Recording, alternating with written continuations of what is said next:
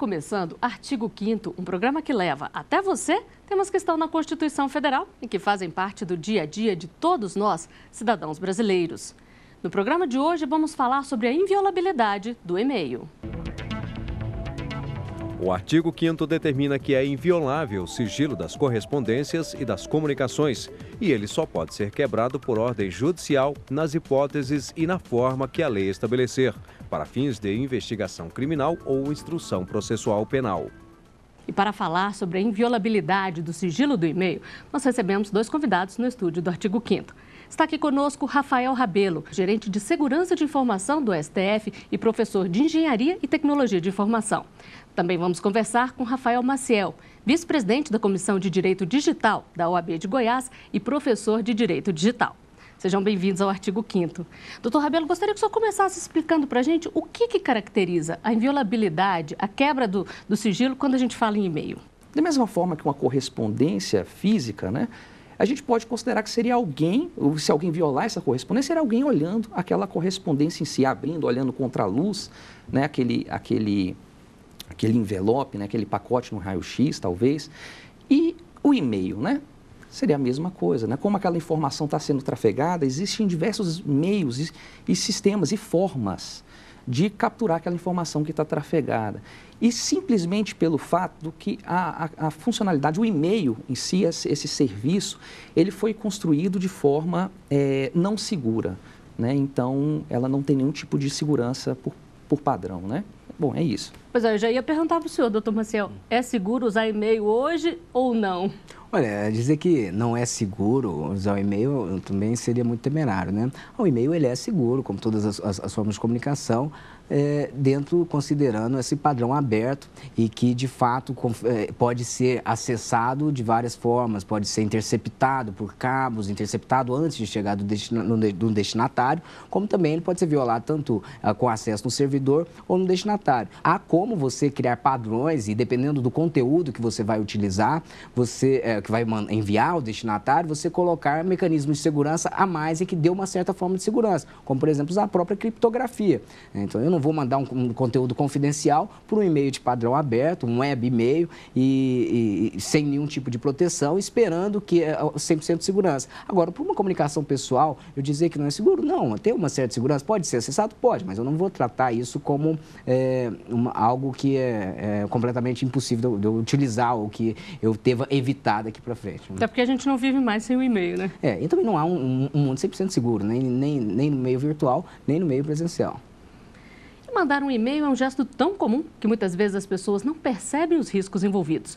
Trocar informações confidenciais ou usar o endereço eletrônico do trabalho para fins pessoais pode significar problemas. O correio eletrônico, normalmente chamado de e-mail, é mais antigo do que a internet. A primeira troca deste tipo de mensagem de que se tem notícia é de 1965.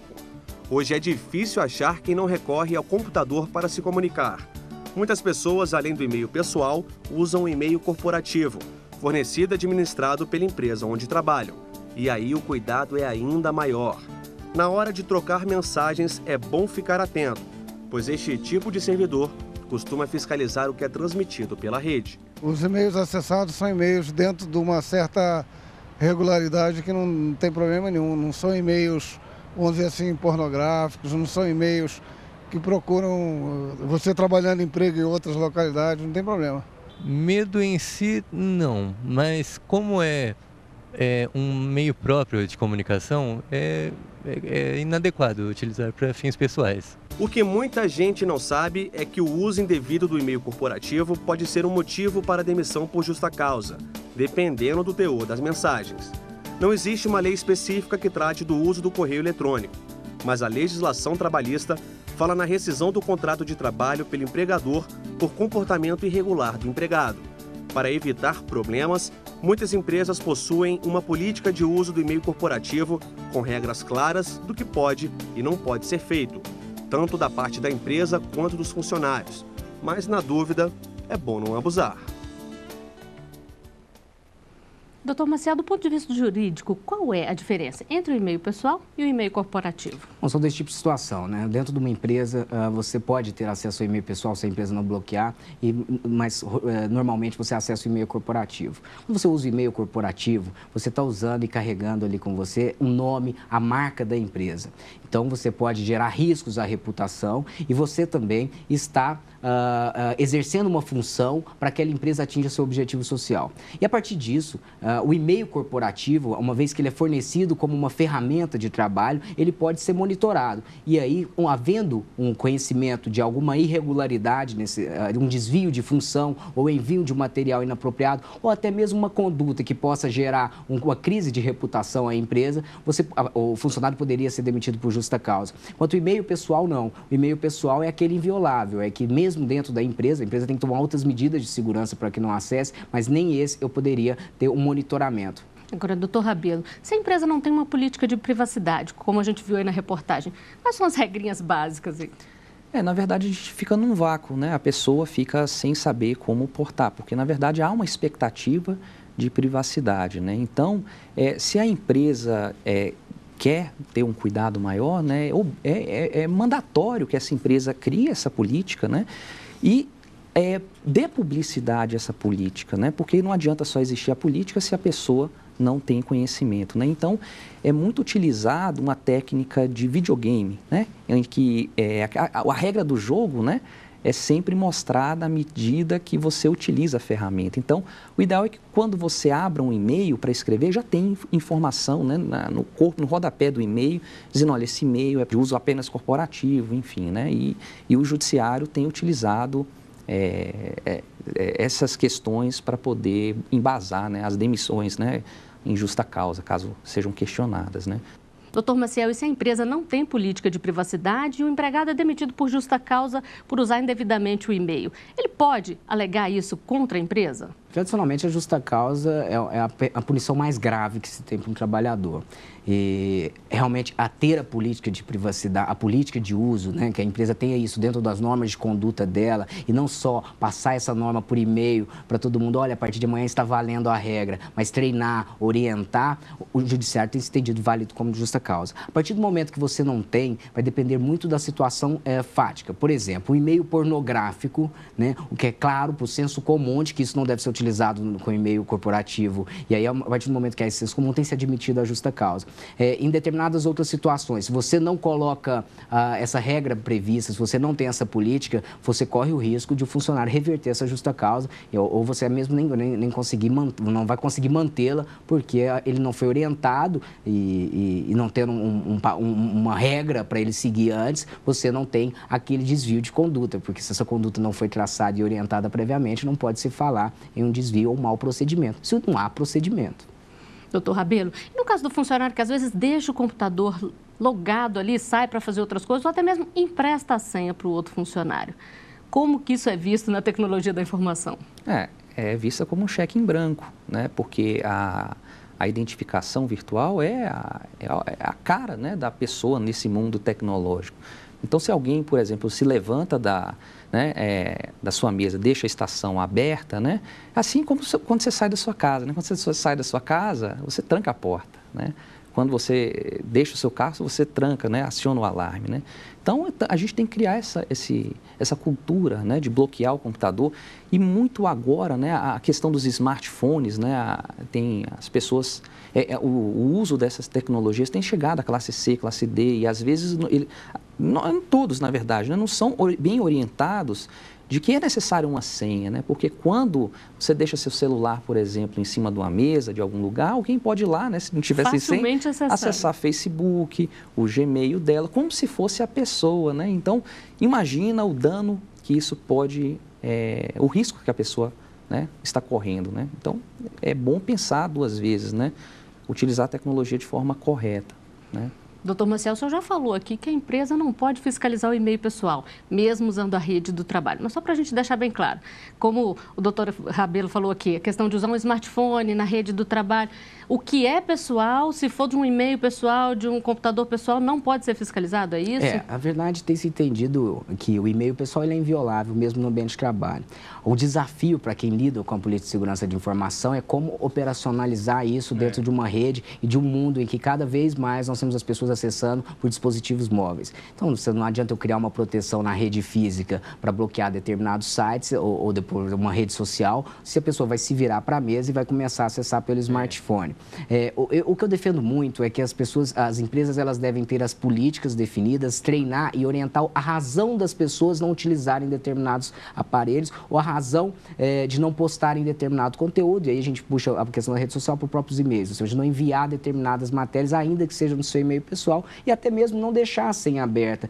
Orientar de que o funcionário pode ser responsabilizado, que o usuário que está logado é ele, e a empresa é responsável por aquilo. E numa investigação de eventual ilícito, o IP que vai ser localizado é o do usuário, não, vai ser da máquina, e a máquina que estava usando, qual era o usuário que estava logado? Era o usuário do Dr. Rabelo. Então você pensa o risco que as pessoas, na verdade, não entendem. Então a gente tem que muito mais de criar políticas, nós temos que educar, né? Trazer educação digital para dentro das empresas também. Passar uma regra, treinar com frequência. Não adianta treinar só na hora que o funcionário entra, assinar o contrato de trabalho com política de conduta. Tem que lembrar sempre. Doutor Rabelo, só para a gente encerrar esse bloco, uma outra coisa constante também é a pessoa mandar o trabalho, algum documento, alguma coisa para casa, para trabalhar de casa, para um e-mail pessoal. Isso aí pode trazer problemas sérios? Pode, seríssimos. Porque, na verdade, os e-mails pessoais, os e-mails gratuitos, eles, na verdade, não são gratuitos, né? Ele tem que ter algum fim lucrativo, né? Uma maneira de se manter. E ela se mantém com as informações que porventura estão, né? Então, quando você envia uma planilha, um documento para o e-mail gratuito, você concede uma licença irrevogável, irretratável, perpétua, né? Aquele e-mail, né? E o pior, muitas das vezes esses e-mails gratuitos não estão em território nacional e não estão regidos sob a nossa legislação, né? Então, é um risco muito grande, né? Então, por isso, às vezes, as empresas têm tentado bloquear o uso desses e-mails particulares dentro do seu ambiente, porque já que não pode, né, monitorar, né, como mencionou, né, como que eu vou garantir que uma informação importante da empresa, ela não foi enviada, não saiu do limite físico, né? É uma situação muito complicada para a segurança da informação, cada vez mais, né? Tem um desafio agora dos dispositivos móveis, né? Que as pessoas trazem seus tablets, né? Os seus celulares para trabalharem, né? Então, enfim, complicado. Todo cuidado é pouco. Todo cuidado é pouco, com certeza. Nós vamos a um rápido intervalo. O artigo 5º volta já. Estamos de volta com o artigo 5º. Os nossos convidados são Rafael Maciel, vice-presidente da Comissão de Direito Digital da OAB de Goiás e professor de Direito Digital, e Rafael Rabelo, gerente de Segurança de Informação do STF e professor de Engenharia e Tecnologia da Informação. No programa de hoje estamos conversando sobre a inviolabilidade do e-mail. O Código Civil determina o que pode acontecer com quem comete violação de direitos.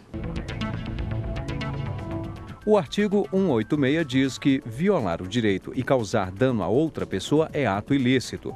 Já o artigo 927 prevê a obrigação de reparar o dano provocado. Doutor Maciel, qual é a punição para quem viola o e-mail de uma pessoa? Primeira coisa, nós temos que pensar em dois tipos de situação, em que a responsabilidade civil, né, que ela é muito mais fácil de ser aplicada, e a responsabilidade penal.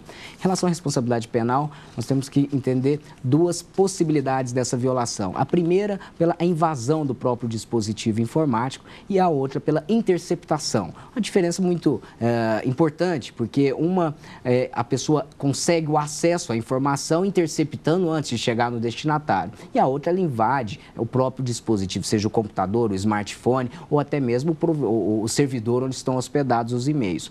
Havendo a violação, a invasão, pela invasão, nós temos o crime de invasão de dispositivo informático, que é a recente lei, chamada Lei Carolina Dickmann, né? E havendo a interceptação dessa informação, nós já temos uma lei que é desde 1996, logo quando coincide com a abertura comercial da internet no Brasil, onde é 95, meados da década de 90, nós temos essa abertura comercial e nós já tínhamos uma lei que visava a punição criminal para quem interceptasse. E a questão civil é muito mais fácil de ser aplicada, porque a partir do momento em que ele há um ato ilícito de quebrar um direito, que é a privacidade, a intimidade da pessoa, você comete o ato ilícito. Havendo dano, você vai ser responsabilizado também.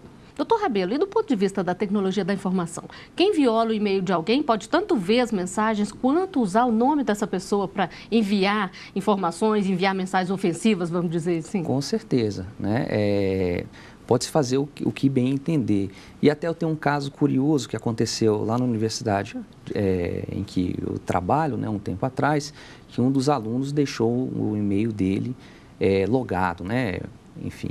E aí um outro sentou, viu que o e-mail dele estava disponível e ele viu algumas fotos que eu acho que a pessoa não gostaria que fosse divulgada, né? E acabou que repassou aquele e-mail para todos os colegas, para toda a instituição, causando um problema muito grande, né? Então, gera um desconforto, né? Então, é um risco, né? E o problema, às vezes, é você descobrir quem foi, né? Porque, às vezes, como as empresas ainda não estão no nível de segurança da informação adequado, né? Às vezes não fazem todos os registros necessários, né? De log, de auditoria, para que se faça uma perícia adequada, né? Para se poder, aí sim, responsabilizar a pessoa que cometeu o ato ilícito, né? E nesse caso, se ele deixou o e-mail aberto, fica até mais difícil descobrir quem foi que fez. Perfeito, né? Teria que usar outros recursos, né? Até câmera, né?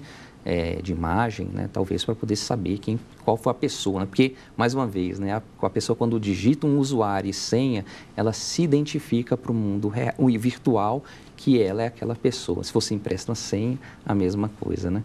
Doutor Maciel, e existe alguma diferença na hora da punição se a pessoa viola o e-mail apenas para saber as informações ou se ela usa isso para mandar mensagens ofensivas, por exemplo? Hoje, para se caracterizar o tipo penal da invasão de dispositivo informático, basta a invasão, violando o mecanismo de segurança, né, com a finalidade de se obter esses dados.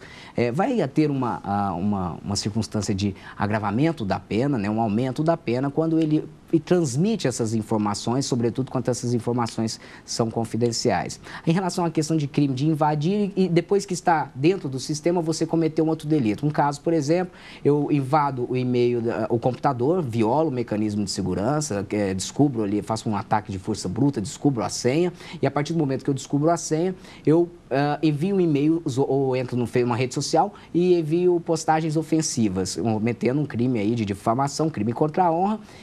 Eu estaria cometendo, a princípio, imaginando 2 crimes, mas não. O primeiro crime foi o meio utilizado para cometimento do segundo. A pessoa vai responder por aquele crime em que foi exaurido, é o que a gente fala do exaurimento da conduta. E nas ruas as pessoas falam sobre os cuidados na hora de usar o e-mail. A equipe do Artigo 5º foi conferir as opiniões.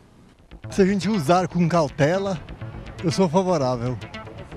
É seguro. Eu já vi altos casos de pessoas por aí que acabam sendo violadas a privacidade, aí espalham fotos na internet, até pessoas conhecidas na mídia e tal, então acho que não é seguro não. É seguro que é até protegido para nós, né? Até bom pra gente que tá mexendo com o computador e internet. Eu uso e-mail, nunca houve nenhuma forma de violação em relação aos meus dados e eu creio que eu vou continuar usando. Eu já fui hackeado, graças a Deus não houve nenhuma consequência, digamos, pesada, entendeu? Eu apenas mandei outros e-mails para as pessoas dizendo que alguém me hackeou, mas eu tomo cuidado, eu troco de senha a cada 30 dias. Conforme está evoluindo a internet, as pessoas hack, principalmente, estão evoluindo normalmente, né?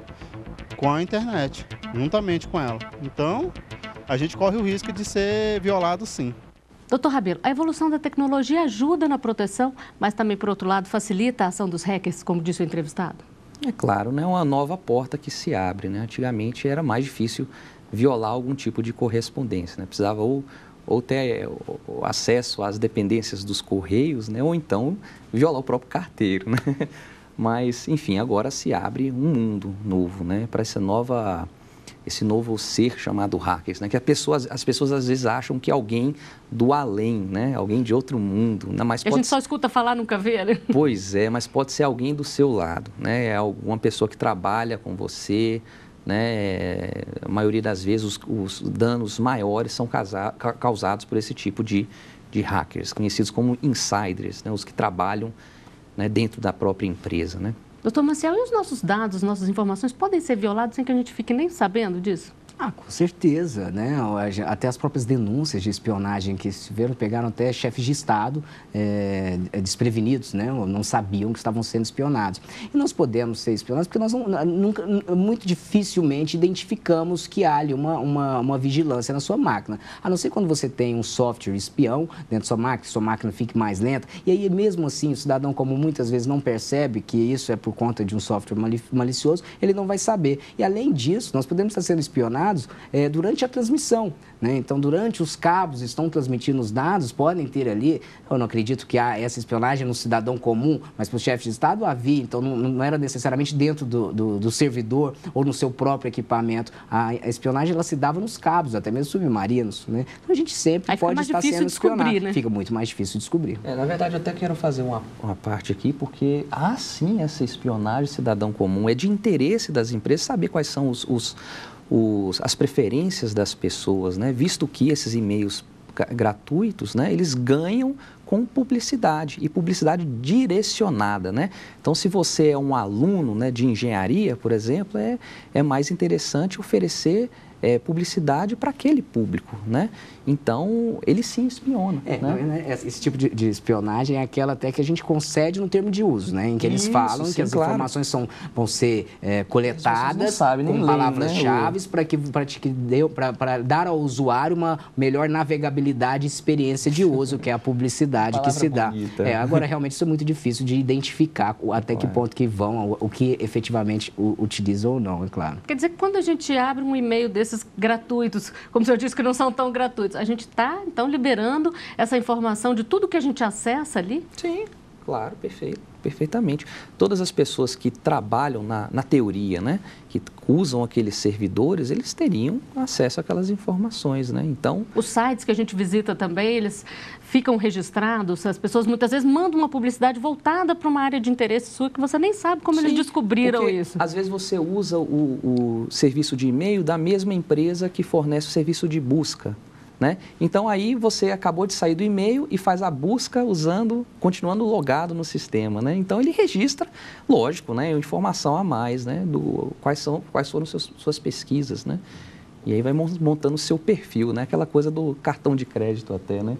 Que bloqueou seu cartão de crédito porque disse que aquela transação não estava dentro do seu perfil, né? Então, se me permite, até os próprios navegadores de internet, eles coletam os dados. Às vezes, muitas vezes não é o próprio provedor. Às vezes você navegou, fez o conteúdo de busca, fica registrado no seu computador. Claro. Aí quando você vai acessar um Gmail, por exemplo, ele vai buscar, vamos ver o que interessa a esse usuário e busca no navegador. Ele buscou esses termos. Então, vamos direcionar a publicidade de quem contratou esses termos para oferecer ao usuário. Então, às vezes, não há a investigação em si no e-mail, mas há pelo próprio sistema operacional, pelo próprio navegador que você utiliza. E é bom até, mais uma vez, ressaltar, né, que todas essas informações sobre como são espionados, né, geralmente estão naqueles termos, né, de uso que ninguém lê, né? Somos humanos, né, acima de tudo. Ou seja, é bom ler antes de aceitar. Mas a gente entende que as pessoas não vão ler aquilo, né? Mas e por isso até ressalta a importância desse espaço, nesse momento, né, para divulgar essa informação, para que as pessoas saibam, né, que isso é feito dessa forma. Claro.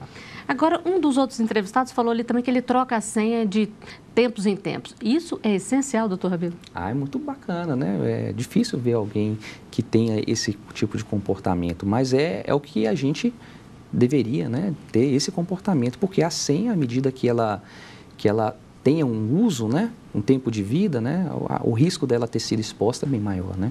Bom, para encerrar aqui, então, gostaria que vocês falassem os cuidados que a pessoa deve ter para evitar ter violado o sigilo do seu e-mail. Doutor Maciel.